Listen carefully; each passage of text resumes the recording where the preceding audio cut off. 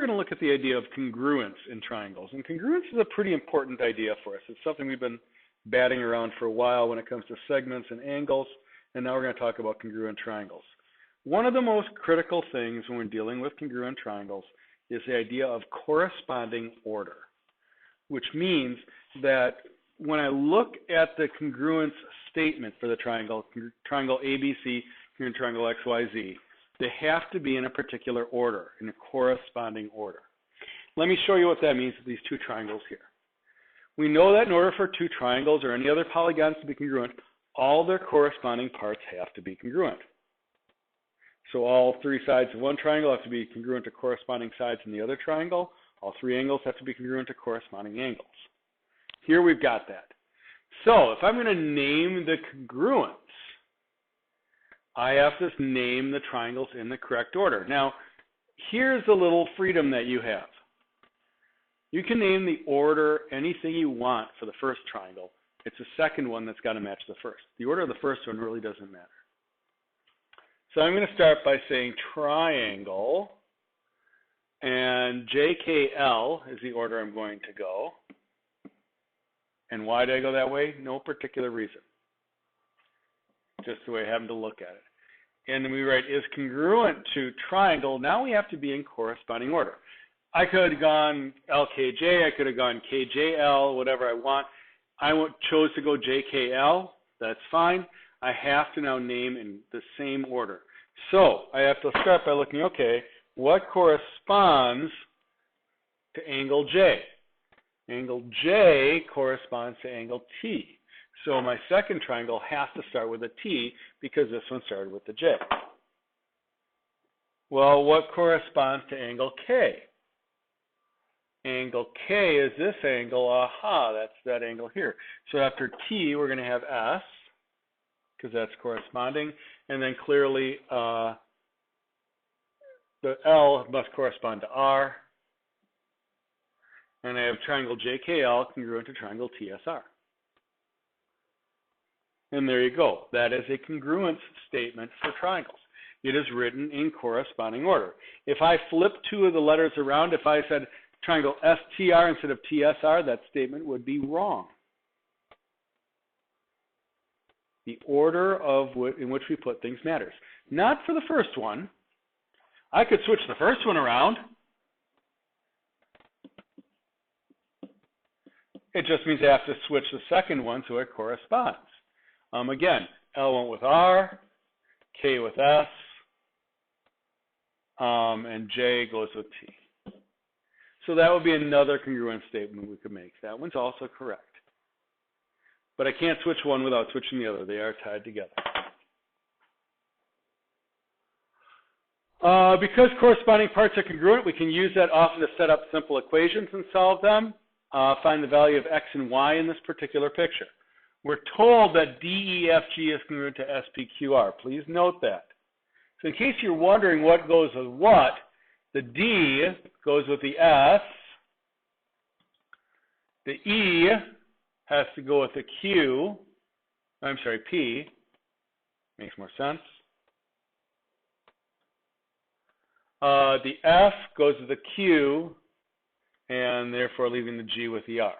So those are my corresponding parts, according to my statement. Find the value of X. Well, X here is in this angle, the angle Q. What angle corresponds to Q? F does. So 6y plus X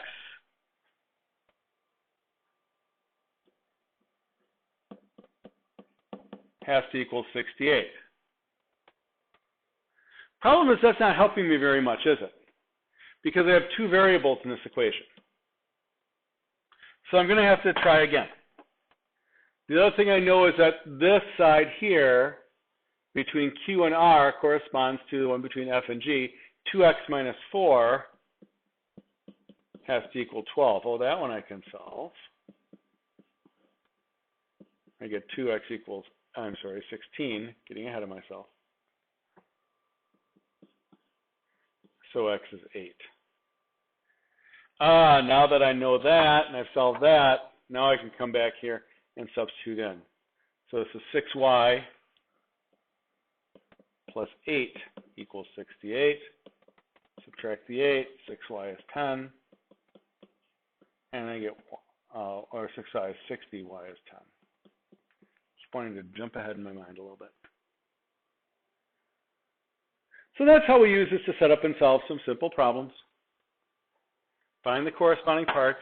It helps to have those colored pens or pencils so you can circle and identify and color code which part.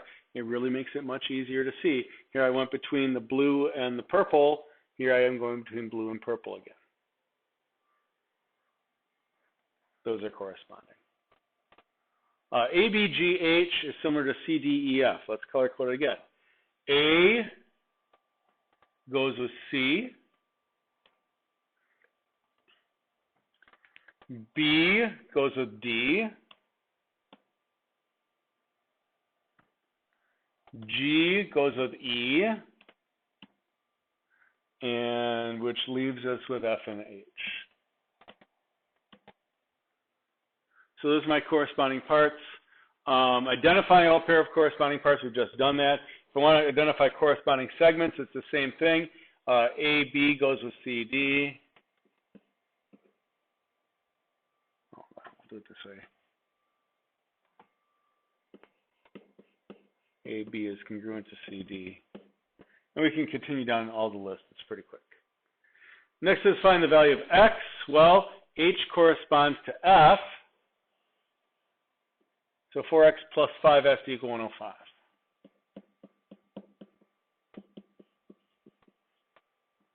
Subtract the 5, I get 4x equals 100. I get x is 25. There you go. Pretty straightforward.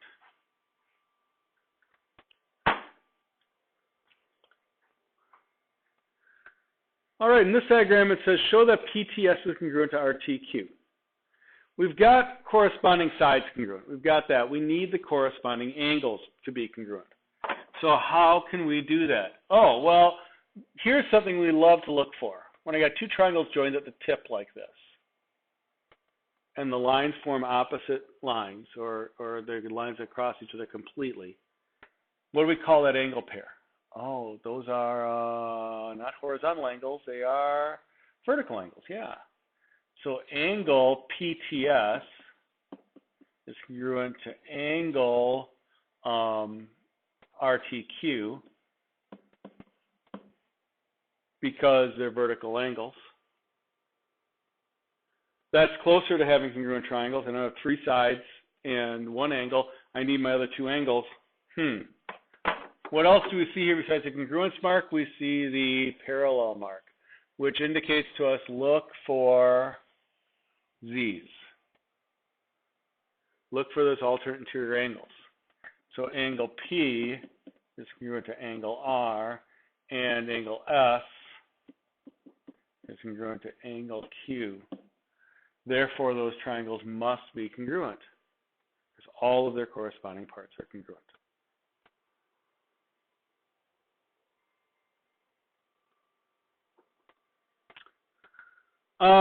Triangle congruence is reflexive, symmetric, and transitive. It means the triangle is always congruent to itself. If triangle 1 is congruent to triangle 2, then triangle 2 is congruent to triangle 1. And finally, if triangle 1 is congruent to triangle 2, and 2 is congruent to 3, and 3 is congruent to 4, and you give a mouse a cookie, then the first is congruent to the last, and that is basically law of syllogism.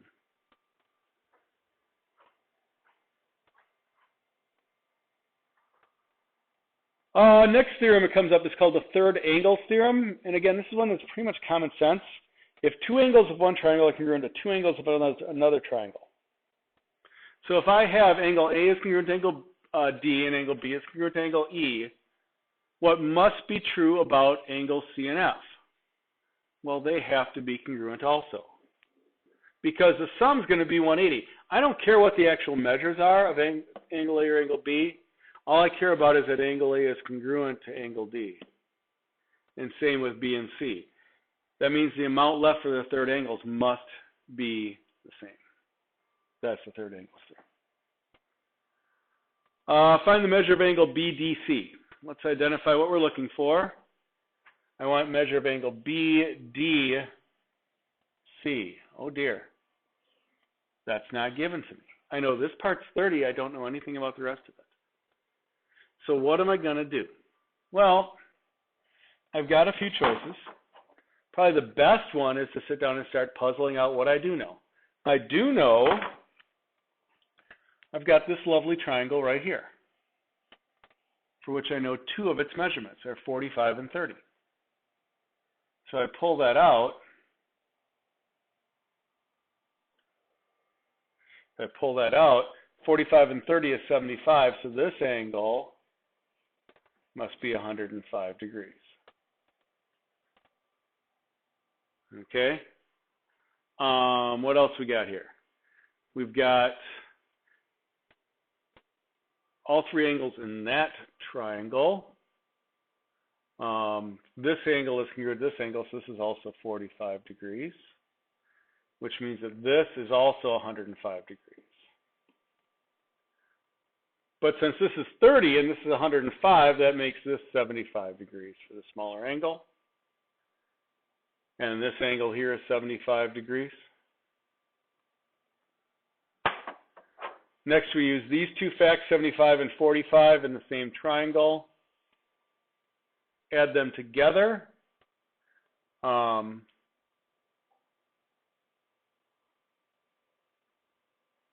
75 and 45 is 80 and 40, which is 120, meaning this angle is 60.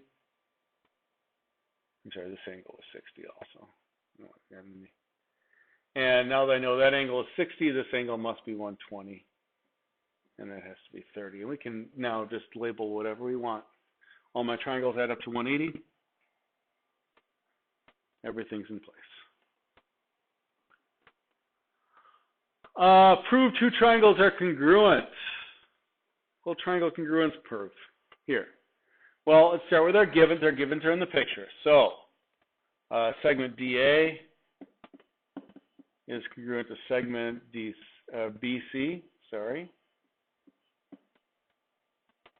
We have DC congruent to BA.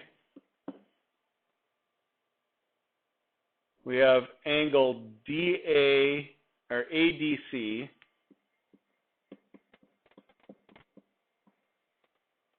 is congruent to angle ACB.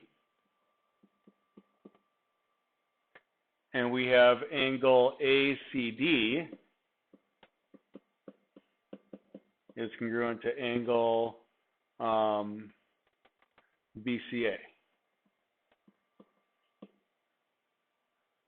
That's all given by the picture. It's all marked in and everything. Now we have to think, how am I going to prove these two triangles congruent? I have to show all the corresponding parts are congruent. Well, I've got four of them. I've got these two, and I've got these two, and these two, and these two. I just need the other two parts. Well, if this angle 1 and this angle 2 is congruent to this angle 2 and this angle 1, then third angle theorem comes in. Sorry, 2. And angle ADC is congruent to angle ABC.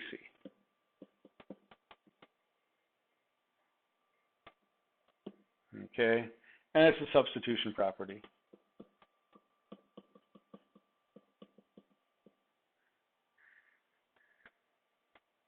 Now that we have them congruent, I have to prove that, or see what other information I need.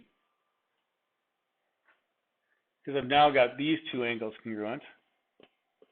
The only thing I'm missing is this segment that joins the two triangles. We call that a shared segment. In AC, anything is congruent to itself. So once I have that, I have all my parts. So triangle ACD is similar to triangle ACD would be ACB. And definition of congruent. Oh, by the way, AC congruent to itself, what was the reason there? Yeah, that's reflexive property. And finally, 4, a definition of congruent.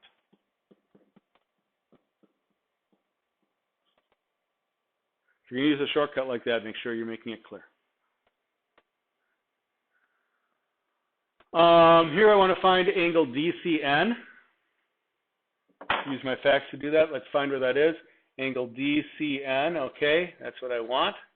I need to be able to find that. Well, I know that this is 68 here. We're given that, so this must be 68. I know this is 75. That's great. So if that's 75 and this is 68, that's 143 degrees used up between these two angles. So this angle must be 180 minus 143, or 37 degrees. Now looking back to the original triangle, if this is 68 and this is 37, just enlarging.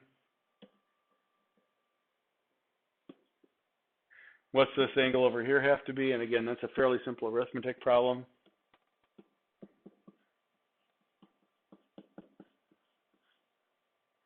So it would be 95 for 105x.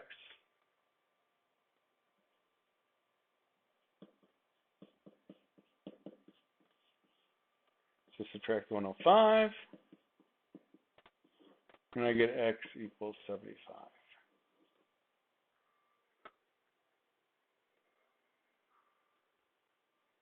Pretty straightforward, just requires a little bit of time and effort. And that's what we have for today. See you in class.